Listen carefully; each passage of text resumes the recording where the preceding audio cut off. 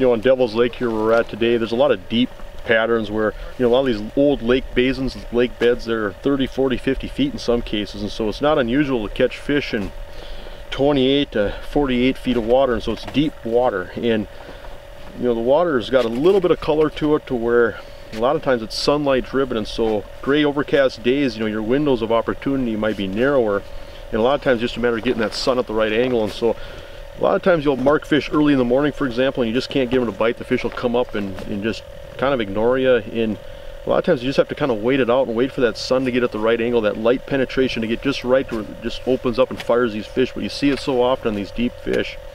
A lot of times, you know, the sun comes out and those fish start to snap. And so sometimes it's a matter of just finding fish and kind of waiting them out and waiting for that sun to get right, that light penetration to get right. And that's when you're going to get your windows where these fish open up and eat.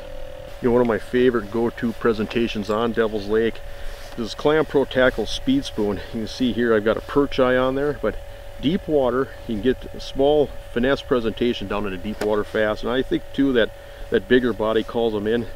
Now you can kind of see on here, this used to be blue glow.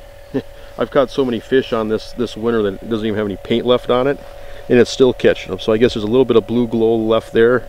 The rest of it's white, but they're still biting on it. And just using braided line for that deep water. I like using, you know, just a thin 4-pound diameter, 4-pound braid, and that soft tip meat stick rod. And that's just a proven deadly combination for these deep water perch here on Devil's Lake.